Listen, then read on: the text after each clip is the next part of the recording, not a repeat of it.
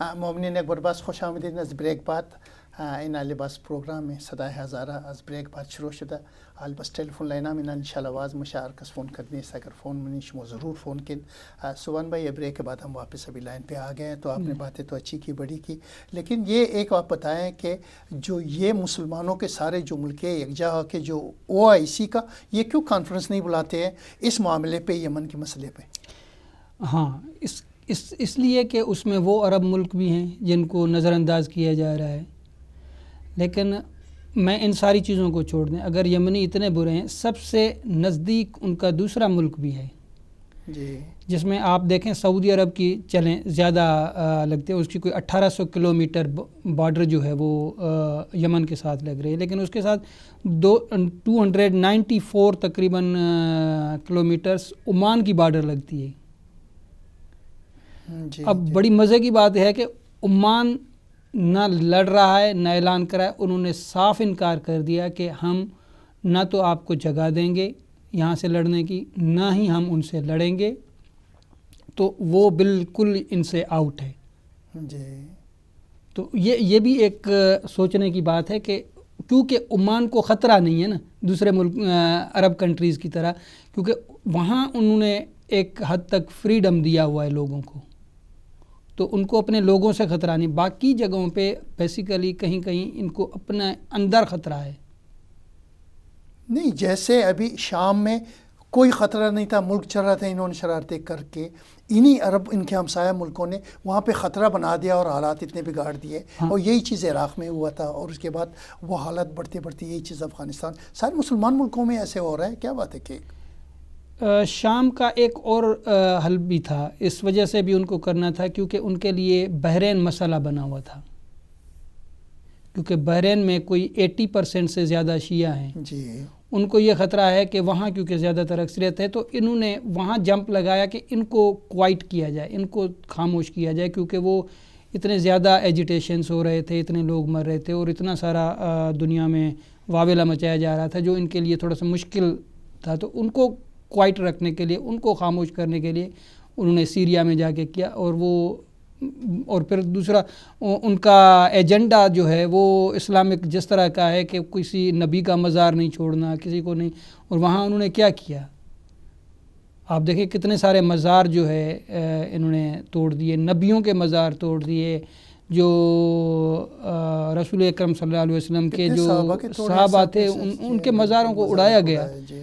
تو آپ دیکھیں یہ بیسیکلی ایک بہت پیچھے ایجنڈا ہے, یا تو کہیں سے کوئی ریموٹ کنٹرول کوئی اور ہے اور ان سے کروایا جا رہا ہے. سبحان بھائی, آپ یہ ہے نا کہ آپ دیکھیں کہ جیسے ہم اہل تشیع, ہمارا اہل تشیع تعلق, ہم سب سے پہلے یہ نہیں کہہ سکتے خانہ کعبہ میں تو مولا علی پیدا ہوئے, ہمارا سب سے پہلے حق بنتا ہے ہم جا کے اس کی حفاظت کریں. لیکن ہم اس کو خانہ خدا مانتے ہیں, ہم کہتے ہیں اس کے اوپر کوئی بھی آنچ آنے کے لیے ہم اپنی ذمہ داری ضرور سمجھتے ہیں کہ کوئی بھی اس کی طرف بری نظر سے بھی دیکھے. لیکن حالات تو ایسے نہیں ہیں نا کہ جو ایسے مفت میں ایسی حالات پیدا کیے جا رہے ہیں. ابھی آپ دیکھیں, کبھی دیکھیں سعودی منسٹر آتا ہے, سعودی گروپ آتا ہے, کبھی امارات سے آتے ہیں منسٹریں آتے ہیں, وہ اپنے پاکستان میں بیٹھ کے اپنے بیانے دیتے ہیں. سارے حالات تو وہ پاکستان کے بھی بگاڑ رہے ہیں, کیونکہ پاکستان میں آج دیکھیں میں نے کئی ایسے اپوزیشن والوں کو سنا, وہ تو وہ طرح طرح کے بیانے دے رہے ہیں, ہم اپنی جان کی بازی لگا دیں گے, اپنی یہ کریں گے. حالات تو نہ بگڑے ہیں نہ خراب ہے, یہ مزید اس کو بگاڑنے کی کوشش کر رہے ہیں. لیکن اس کو آپ اتنا زیادہ بھی نہیں سمجھ سکتے. ٹھیک ہے, وہ کہہ رہے ہیں کہ جی اگر کعبۃ اللہ شریف پہ کوئی آنچ آئی یا, لیکن ایک حد تک وہ بھی غلط کر رہے ہیں کہ جی سعودی عرب پر کوئی آنچ. سعودی عرب دوسروں سے لڑ کے, میں ایک چھوٹا سا مثال دے دوں, میں اپنے بیٹے کو کہوں کہ بیٹا تو مارتا رہ, لیکن میں تو لوگوں دوسرے بچوں کو کی پٹائی کر, ٹھیک ہے, میں تمہارے ساتھ ہوں, لیکن میں تمہارا ساتھ نہیں دوں گا جب تک تم دوسروں کی پٹائی کرو. لیکن اگر کوئی دوسرا بچہ آپ کی پٹائی کرے گا پھر میں پہنچوں گا, تو پھر میں پہنچ جاؤں گا اس کی پٹائی کرنے کے لیے.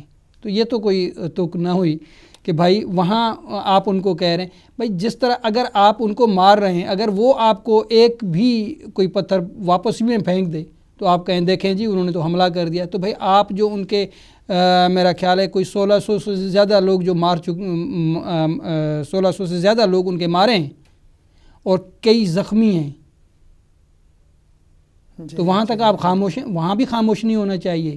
اصل میں یہ ہم دوہری پالیسی لڑ رہے ہیں اور یہ ہمارے لیے نقصان دہ ہے، اور ہمیں ابھی اس بات پہ چاہیے کہ ہم OIC کو بلائیں. پاکستان ایک مستحکم کنٹری ہے، ملک ہے، ایران اور کو بلائے، ایک ایٹامک کنٹری ہے. ان کو چاہیے کہ وہ سب کو ایک پلیٹ فارم پہ اکٹھا کر کے بات کرے، ورنہ یہ کل اگر حالات اور بگڑے، دیکھیں ان کو آپ مار رہے ہیں، کتنا وہ مریں گے. ختم نہیں ہو سکتا نا، نہیں ہو سکتے. اب میں ان سے ایک خبر سنا، ان کا ہمارے پاس سب کچھ ہے، لیکن سعودی عرب کے جہاز اس وقت آتے ہیں جب دوسرے جہاز امدادی کھیپس لے کے وہ آتے ہیں، اس وقت یہ کرتے ہیں. تو ہمیں یہ خطرہ ہوتا ہے کہ ہم اگر نشانہ کریں گے بھی تو ممکن ہے کہ جو جہاز ہماری امداد لے کے آیا ہو کہیں اس کو نقصان نہ پہنچے. بے شک بے شک نا. لیکن میں نے یہ بھی تو بات سنی ہے کہ وہاں پہ جو ہوتی کہلاتے ہیں ان کے لوگ جو ہیں اس وقت ان کا ملک ہے، ان کا وہ جس کو چاہے اپنے لیڈر مانے، جس کو نہ چاہے، اور اس کو آج یہ اہل تشیع کہہ کے ان کے اوپر بھی یہ حملہ ہونے لگا ہے کہ ان کو کہتا ہے یہ ان کا تعلق جو ہے اہل تشیعت سے ہے. کیا کچھ ایسی باتیں بھی ہو رہی ہیں؟ میں نے سنا کچھ وہاں اس طرح. وہاں دیکھیں زیدی ہیں، ہوتی ہیں، بہت سارے ہیں، لیکن وہاں تفرقے کی کوئی بات نہیں، کیونکہ میرے اپنے کافی دوست وہاں رہتے ہیں جو وہاں کے سٹیزن ہیں. بلکہ ہم آج بھی کوشش کر رہے تھے کہ یمن میں اگر اس کا نمبر مل جاتا ہے تو ہم لائیو بات کرتے. ہم کوشش کریں گے کہ نیکسٹ پروگرام میں اگر وہ مل جائے تو ہم لائیو ان سے بات کریں اور ان سے مزید حالات پوچھیں جو اس وقت وہاں وہ موجود ہیں. لیکن ایسی کوئی بات نہیں وہاں. آپ بلکہ آپ اگر پچھلے ٹی وی کے جو وہاں ہمارے ریٹائرڈ ایمبیسڈر پاکستان کے رہے ہیں، ان کے اپنے بیان میں سن رہا تھا، وہ خود کہہ رہے تھے کہ وہاں ہر بندہ چاہے وہ شیعہ بھی ہے تو بھی وہ اہل سنت جو ہیں ان مطلب ایسے مکس ہو کے مسجدوں میں نماز پڑھتے ہیں کہ آپ کو یہ پتہ نہیں چلتا کہ یہ کس کی مسجد ہے، شیعہ کی مسجد ہے یا سنی کی، جو آپ کو ویسے نظر آتی ہے دوسری جگہوں پہ، لیکن آپ کو اس ملک میں یہ چیز نظر نہیں آتی. لیکن آپ دیکھیں حالات جیسے بگڑتے جا رہے ہیں، آپ یقین جانیں میں نے جیسے پہلے بھی بتایا تھا 45-44 سال تو ہو گئے ہیں گھر سے نکلے ہوئے. جب ہم بھی پاکستان میں ہوتے ہیں ہم اکٹھے نماز پڑھتے تھے، ہمیشہ کوئی تفرقہ نہیں تھے، لیکن تفرقہ دن بدن بڑھتا ہی جا رہا ہے. کچھ ایسے حالات یہ کیوں ایسے بگڑتے جا رہے ہیں؟ تو ہر طرف کوئی نہ کوئی ایسی اپنی باتیں کرتا رہتا ہے، ہر کوئی طرح کے. دیکھیں اس چیز میں یہ تو نہیں کہوں گا، میں اپنی طرف سے نہیں کہوں گا، لیکن اگر پاکستانی ٹی ویز اور پاکستانی جتنے بھی پروگرامز ہیں ان میں جب انگلی اٹھتی ہے کہ یہ القاعدہ میں زیادہ تر لوگ کون پکڑے جاتے ہیں؟ یا عرب کنٹریز میں ہوتے ہیں یا ان سے سب ہوئی ہیں. بالکل. تو ان کا کیا کام ہے وہاں؟ بس دیکھیں نا، دکھ یہی بات ہے کہ ہم کہتے ہیں کہ ایسی لوگوں کی جانیں ضائع ہوتی جا رہی ہیں. اور پاکستان کے آپ اندر کے حالات دیکھیں، ابھی شاہ صاحب بات کر رہے تھے، دیکھیں کہ حالات وہاں پہ کیا ہے. پاکستان کو تو اپنے اندر کے حالات تو پہلے ٹھیک کرنے چاہیے، پھر اپنے ہمسایوں کے ساتھ حالات ٹھیک کرنے چاہیے، ہندوستان کے ساتھ حالات ٹھیک کرنے چاہیے، افغانستان کے ساتھ حالات ٹھیک، ایران کے ساتھ حالات ٹھیک کرنے چاہیے، بجائے کہ تم بس فوراً فوج بھیج دو گے کدھر بھی. فوج کا تو مطلب یہ ہے نا کہ لڑائی ہوگا. گو آرمی نہیں چاہتی، لیکن جو بادشاہت بنی ہوئی ہے پاکستان میں، آپ یقین جانیں کہ وہ اپنی فیملی کو بڑھاتے ہی جا رہے ہیں اور وہ بادشاہت اپنی مضبوط کرتے جا رہے ہیں اور مضبوط ہوگی. یہ میرے خیال میں ایک بہت بڑا مشکل کام ہے، کیونکہ ہمارے ہاں میں اور دوسرے کنٹریز کے ہاں بڑا مشکل کام ہے، کیونکہ ہمارے ہاں جب اس طرح کے حالات آ جاتے ہیں تو اب آپ کئی بیان سن چکے ہیں کہ ایون کہ سول مارشل ہے پاکستان میں. جی میں سمجھتا ہوں اگر وہ کہتے ہیں کہ 50-50 تو میں کہتا ہوں کم از کم 25% تو ہے. الحمدللہ ہماری آرمی نے بہت کچھ سنبھالا ہوا ہے جس کی وجہ سے یہ حالات کچھ کنٹرول میں ہیں. اگر ہم اپنے سیاستدانوں کا حشر دیکھیں، جس طرح سے وہ روڈوں پہ کھڑے ہو جاتے ہیں، غریب لوگوں کو لے آتے ہیں، ان کو سڑکوں پہ ایجیٹیشن کراتے ہیں، دوسرے دن اپنے فائدے لیتے ہیں اور چلے جاتے ہیں. تو اس طرح اچھا پھر اگر آپ کہیں کہ جی اگر بغاوت انسائیڈ کنٹری ہوتی ہے تو وہ کیونکہ وہ بغاوت ہے اس لیے ان کو، حالانکہ ان کا اگر دیکھا جائے تو یمن میں ان کا ٹائم ختم ہو گیا تھا اور وہ الیکشن نہیں کرا رہا تھا. اچھا یہی حالات ہمارے ہاں تو الیکشن جو چاہے وہ جعلی الیکشن کہہ دیں کس طرح سے بھی وہ جیت کے آتے ہیں، آپ اس کو پورا کرنے نہیں دیتے، آپ ایجیٹیشن لے آتے ہیں، روڈوں پہ لے آتے ہیں، تو کیا دوسرا ملک آ کے حملہ کرے؟ اگر کل نواز شریف کو اتار کے مشرف بیٹھ گیا تھا، بھٹو صاحب کو اتار کے ضیاء الحق بیٹھ گیا تھا، کیا ضیاء الحق کے خلاف کسی ملک نے آ کے وہاں بمبارڈمنٹ کی تھی کہ یہ ضیاء الحق کیوں آیا؟ بے شک ہاں بالکل نہ کوئی، وہ بھی تو سچویشن تو یہی تھی نا. جی تو سچویشن میں تو کوئی اتنا زیادہ فرق نہیں ہے، سیم سچویشن تھی. تو اس کا مطلب کل آپ دیکھیں کہ وہاں کی اگر عوام وہ کسی کو نہیں چاہتی اور کوئی بندہ الیکشن نہیں کراتا، قابض ہو جاتا ہے اور وہ زبردستی کوشش کرتا ہے، تو عوام اٹھ کے اگر کسی بندے کو اتار دے، آپ اس کے ملک میں داخل ہو کے انہی کو ماریں، یہ کون سا قانون ہے دنیا میں کہیں ہے؟ پتہ نہیں کل کی پرسوں کی بات آپ نے بھی سنی ہوگی. دیکھو پاکستان کے اپنے اندر کے حالات اتنے خراب تھے یا اتنے ابتر ہو گئے تھے، جو فوج آگے بڑھ کے کچھ حالات بہتر بنانے لگ گئے. حالات کچھ اچھے ہوتے جا رہے تھے، ابھی کچھ ہو رہی تھی، ابھی بیچ میں یہ ہکپ آ گیا، یمن کا معاملہ ہو گیا، کبھی دیکھے سعودی ڈیلیگیشن آتی ہے، کبھی دیکھے امارات کے ڈیلیگیشن آتی ہے، کبھی دیکھے کوئی ڈیلیگیشن. آرمی بھی کتنا کہاں تک پہنچے، وہ ملک کے اندر سے دہشت گردوں کو ہندوستان کے ساتھ بارڈر پہ یا جو دوسری یہ آ رہے ہیں طرح تک ہے، ان کے ڈیمانڈ ہے ان کو پورا کرنے کے لیے، تو آرمی بھی تو وہ غریب پسے ہوئے نا ان کا. میں ایک چھوٹی سی بات کروں گا، کہیں یہ زیادہ نہ، لیکن میرا ایک اپنا اندازہ جو ہے. اب آپ کو پتہ ہے کہ یہ جو وزیر خارجہ یو اے کے ہیں، جس طرح اس نے ٹویٹر پہ، اور یہ ایک عام بیان ہے، اب تو میں اس لیے بات کر رہا ہوں کہ یہ اسمبلی میں بات اٹھ چکی ہے. چودھری نثار جو ہمارے منسٹر آف انٹیریئر ہیں، اس کی بات ہے انہوں نے تک بات کی ہے اس کے اوپر کہ ایک غیر ذمہ دارانہ بیان ہے کہ جی پاکستان کو نے یہ فیصلہ کیا ہے کہ وہ ہمارا ساتھ نہیں دے گا اور اس کے مقابلے میں اس کو بہت کچھ بھگتنا پڑے گا. تو اب بتائیں کہ بھائی آپ کے پاس آرمی تو ہے نہیں، آپ کے پاس پولیس تک دوسری اپنی نہیں ہے، تو آپ کیا سمجھتے ہیں آپ کس طرح ہمیں یہ دھمکی دے رہے ہیں؟ ہاں دھمکی میرا خیال ہے شاید میں ہمارے کچھ سیاستدانوں کے اگر پیسے رکھے ہوں، کچھ دولت رکھی ہو، ان کو تو یہ دے سکتے، لیکن عوام کا کیا کریں گی؟ زیادہ سے زیادہ ہمارے پاس ہمارے مزدوری وہاں کام کر رہے ہیں نا، 2000 3000 ان مزدوروں کو واپس کر دیں گے، اور کیا کریں گے آپ اس کے علاوہ؟ یا دوسرا یہ ہے کہ اس کا مطلب آپ اشارہ کر رہے ہیں کہ وہ جو القاعدہ ہے اس کو آپ ایکٹیو کر دیں گے، جو اس وقت بہت حد تک خاموش ہو چکی ہے. تو اس کے پس منظر میں کیا کریں گے؟ یہ بھی تو کوئی بتائے نا. ہمارے حکمرانوں کو چاہیے کہ ان سے پوچھیں گے بھائی آپ کیا کریں گے، آپ کس طرح کی دھمکی دے رہے ہیں، آپ اس کو ذرا ڈکلیئر تو کریں. ابھی کل پرسوں ہی میں سن رہا تھا کہ صرف سعودی میں 8000 ایسے لوگ ہیں جو جیلوں میں سڑتے ہوئے مرتے ہوئے جا رہے ہیں. تو انہوں کو جیلوں میں ڈالیں کس لیے؟ وہ کوئی سیاستدانی بات کر رہا تھا، شاید آپ نے بھی سنا ہوگا.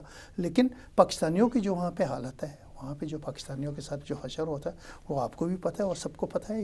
یو اے میں ہو، سعودی میں ہو، جہاں پہ بھی ہو، وہ اپنی جگہ پہ کام کرنے والے گئے، کام کرتے ہیں، کام کر کے وہ اپنا کماتے ہیں یا جو بھی ہو. لیکن ان کا اتنا آ کے سیدھا انٹرفیئرنس تو پاکستان کے اندرونی معاملات میں تو میرے خیال میں یہ تو ناجائز بات ہے. بالکل. اچھا دوسری چیز یہ ہوتی ہے طیب بھائی، دیکھیں آپ اگر کہتے ہیں کہ جی پاکستانی تو ہمارے دوست ہیں، آپ دوستی کا حق جتاتے ہیں، تو کبھی آپ پاکستانی پاسپورٹ پہ جو ٹریول کر کے جاتے ہیں سعودی عرب، ان سے صرف اتنا پوچھئے کہ ان کے ساتھ ایئرپورٹ پہ کس طرح کے روابط رکھے جاتے ہیں. بالکل ہاں. تو میرا خیال ہے وہ آپ کو پتہ چلے گا، وہ جس طرح ان کا مذاق اڑایا جاتا ہے، جس طرح ان کی تذلیل کی جاتی ہے، وہ قابل بیان نہیں ہے. بس یار یہی ہے کہ ہم بس دعا کرتے ہیں پاکستان کے لیے. ہم کہتے ہیں کہ پاکستان کی جو لیڈرشپ ہے ان کو ہوش آنی چاہیے، اور وہ پاکستان کے جو ایسے فیصلے ہیں وہ ایسے فیصلے کرنے چاہیے جو پاکستان کی بہتری کے لیے ہو. یہ نہیں کہ ان کے تخت کے لیے ہو یا ان کا جو ہے حکومت مضبوط ہو دوسروں کے پیسوں کے اوپر. یہ پیسے تو جو ہم یہاں سے کماتے ہیں پاکستان بیچتے ہیں، جب ہم پاکستان میں جا کے پستے ہیں، جو ہمارا حشر ہوتا ہے ہمارے کو پتہ ہے کہ ہمارے ساتھ کیا حالات ہوتے ہیں۔ میں گزرا ہوں ان امتحانوں سے، لیکن آپ یقین جانیں کہ وہ وہاں سے پاکستان سے پیسے بھی نکالتے ہیں، ان کی تو کوئی بات ہی نہیں ہوتی ہے۔ اور جو آج انہوں نے محلیں بنائی، چاہے سعودی میں ہو، چاہے انگلینڈ میں ہو اور یورپ وغیرہ میں ہو، آپ کو بھی پتہ ہے، ساری دنیا کو پتہ ہے۔ تو سبحان بھائی بڑے شکریہ، ہم نے بڑی اچھی اچھی باتیں کی۔ آپ پھر ہم بی بی سعیدہ کے ولادت کے اوپر ہم ضرور بات کریں گے اس کے اوپر، کیونکہ آج خوشی کا دن ہے، یہ دعاؤں کا دن ہے ہمارے لیے، اس سے زیادہ دعاؤں کا دن اور کیا ہو سکتا ہے؟ یہ ہمارے کو پتہ ہے، ہمارے دل میں پتہ ہے۔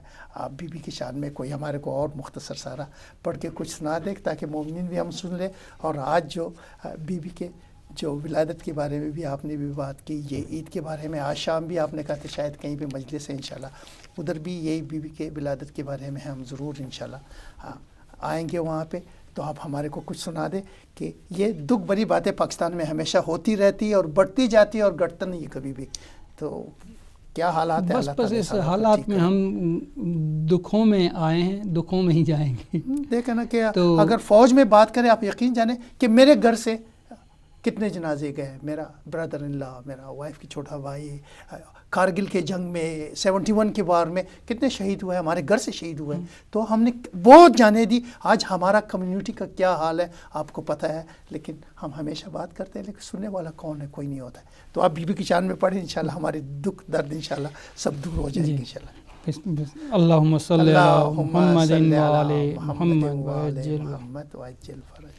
نظر فاطمہ کی نبی کی نظر ہے، جہاں سیدہ ہے نبوت کا گھر ہے، نبی اپنے دل کا کہیں جس کو ٹکڑا دکھا ہو کوئی اور دختر اگر ہے، نظر فاطمہ کی ہے خلد بری کی منزل یقینا، تمہاری مودت میں جن کا سفر ہے، تمہاری مودت میں جن کا سفر ہے شوہر بھی بیٹے بھی مہر امامت، تو مہر نبوت تمہارا پدر ہے، نظر فاطمہ کی اگر دیکھنا ہو مشیت خدا کی، رخ فاطمہ دیکھ لینا کدھر ہے، رخ فاطمہ دیکھ لینا کدھر ہے خیبر شکن بت شکن ان کا شوہر، تو بابا کا اعجاز شکل کمر ہے، نظر فاطمہ کی نبی کی نظر ہے، جہاں سیدہ ہے نبوت کا گھر ہے، نظر فاطمہ کی۔ ماشاءاللہ بی بی کی شان میں تو شاباش تو دیتا ہوں ان کو جو لکھنے والے ہیں۔ آپ دیکھیں کہ بی بی کی شان میں جتنے بھی ہو، شاید قلم دنیا کی بھی ہو، ان کی سیاہی شاید ختم ہوگی، لیکن بی بی کی شان میں انشاءاللہ یہ کبھی ختم نہیں ہوگا۔ 1400 سال سے مختلف ان کی شان پہ لکھا جا رہا ہے، اب تک ختم نہیں ہوگا۔ جی بالکل، تو جو چاہتے ہیں ختم کرنے کے لیے وہ کیا ختم کر سکیں گے، یا ان کے چاہنے والوں کو کون ختم کر سکے گا، یہ تو دیکھا جائے گا کہ جس دن واقعہ کربلا بھی پیش آیا، صرف 72 تھے سبحان بھائی، آج آپ دیکھیں کہ 72 کیا اربوں کے حساب سے ہے، اور انشاءاللہ یہ بڑھتا ہی جائے گا۔ اور دنیا میں جو انصاف ہے اللہ نے کہا وہ انشاءاللہ انصاف ملتا ہی جائے گا. مومنین ایک مرتبہ ہم پھر شکریہ ادا کرتے ہیں، میں خاص طور سے سبحان بھائی کا، اور آپ لوگ سب آئے سنا اس پروگرام میں، تو سبحان بھائی کو اور آج کے دن دعاؤں کا دن، عبادتوں کا دن، ہم سب کو بہت بہت مبارکباد کہتے ہیں اور سب کو خوش آمدید کہتے ہیں. مومنین امروز باز ایک مرتبہ صدای ہزارہ موشمو اجازت میں خواهی انشاءالله باز تا دیگر سیشن بیره انشاءالله باز مود صدای هزار پروگرام که حاضر شدی باز انشاءالله کشمو گفتین. مومنین فی الحال اجازت چاہتے ہیں. السلام علیکم، خدا حافظ.